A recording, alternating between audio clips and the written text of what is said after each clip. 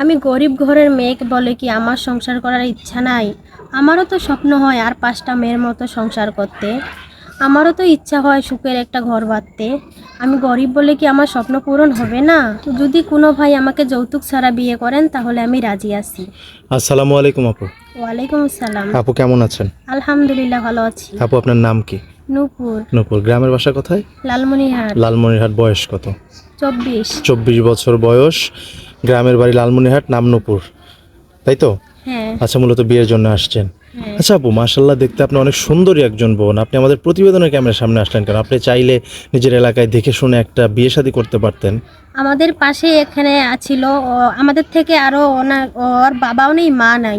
ওকে বিয়ে করছিল, করার পর যৌতুক নাই দেখে তাকে এত অত্যাচার করছে, আমি নিজের চোখে দেখছি। এই জন্য আমি এখানে প্রতিবেদনে আসছি। এই ভয়ে আপনি আসছেন যে আপনি যৌতুক দিতে পারবেন না, আপনার যদি বিয়ে হয় আপনার স্বামী আপনাকে টর্চার করবে, আপনাকে মারধর করবে। হ্যাঁ, আমি এই জন্য এখানে আসছি যাতে আমার যৌতুক ছাড়া বিয়ে হয়। যৌতুক ছাড়া বিয়ে হয়। বুঝতে পেরেছি। মূলত মনের ভয় আশঙ্কা নিয়ে আপনি এখানে আসছেন। হ্যাঁ। ভালো একজন মনের মানুষের জন্য। যে মানুষটাকে আপনি বিয়ে করবেন তার চেহারা বা বয়স কেমন হতে হবে? তার বয়স যেমনই হোক সমস্যা নাই, আমাকে ভালো রাখতে হবে, ভালোবাসতে হবে, সুখে দুঃখে আমার পাশে থাকতে হবে। মূলত ভালো মনের একজন মানুষ চাচ্ছেন। হ্যাঁ, আচ্ছা, আপনার সাথে যোগাযোগ করবে কিভাবে? আপনাদের মাধ্যমে। আমাদের মাধ্যমে। ঠিক আছে সুপ্রিয় দর্শক, এই মুহূর্তে স্ক্রিনে একটি নাম্বার দেখতে পাচ্ছেন। নাম্বারটি চ্যানেল কর্তৃপক্ষের।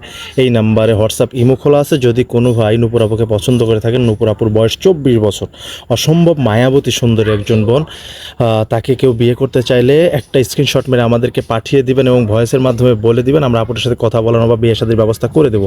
কোনো ভাই অযথা ফোন কল করবেন না, তাহলে কিন্তু আমরা ব্লক করে দিতে বাধ্য হব। আচ্ছা আপু, নামাজ কালাম তো পড়া হয় নাকি? হ্যাঁ, নামাজ পড়ি আমি। আচ্ছা, আপনি যে বিয়ে করতে আসছেন, ধরেন আপনাকে যদি কোনো ভাই বিয়ে শাদী করে নিয়ে তার বাড়িতে নিয়ে যা রাখে, আপনি থাকবেন তো? হ্যাঁ, অবশ্যই। আমার স্বামী যেখানে আমাকে রাখবে আমি তো সেইখানেই থাকবো।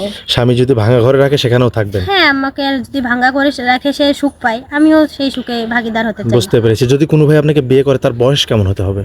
তার বয়স যেমনই হোক আমার সমস্যা নাই, সে ভালো মনের মানুষ হলেই হচ্ছে। 40, 50, 60 কোনো সমস্যা নাই? না, আমার সমস্যা নেই। আচ্ছা, বুঝতে পেরেছি। আপনি যেহেতু বললেন 40, 50, 60 কোনো সমস্যা নাই, তাহলে অবশ্যই 40, 50, 60 বছরের কোনো মানুষ আপনাকে বিয়ে করতে চাইলে তার ঘরে আরেকটা বউ থাকবে, বা যদি বউ না থাকে চলে যায়, তার বাচ্চা কাচ্চা থাকবে, সেগুলো কি পালতে পারবেন, লালন পালন করতে হ্যাঁ, পারবেন? অবশ্যই। আমার সন্তান মনে করে আমি তাদেরকে লালন পালন করব। বুঝতে পেরেছি। যদি কোনো ভাই আপনাকে 2 নাম্বার স্ত্রী বানাতে চায়, যাবেন? যদি আমার স্বামী আমার পাশে থাকে তাহলে আমি যাইতে রাজি আছি। কোনো সমস্যা নাই। সে যদি হ্যাঁ। আপনাকে পালতে পারে, রাখতে পারে, স্ত্রীর মর্যাদা দিতে পারে, তাহলে থাকবেন। তাহলে আমি থাকতে রাজি আছি। বুঝতে পেরেছি। ধরেন কোনো ভাই আমাদের, আচ্ছা আপু আপনি হয়তো বা, আচ্ছা আপু, আমাদের এই ভিডিও দেশ এবং দেশের বাইরে অনেক ভাইরা দেখে।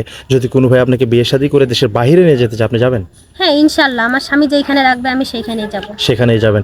আমরা আপনাকে আমাদের এই প্রতিবেদনের মাধ্যমে, আমাদের অফিসের মাধ্যমে বিয়ে শাদী দেওয়ার পর আমরা কোনো অভিযোগ বা ক্লেম শুনবো না তো? না, ইনশাল্লাহ কখনো শুনবেন না। ধরেন আপনি যাকে বিয়ে করবেন সে তো আপনার হাজবেন্ড হবে।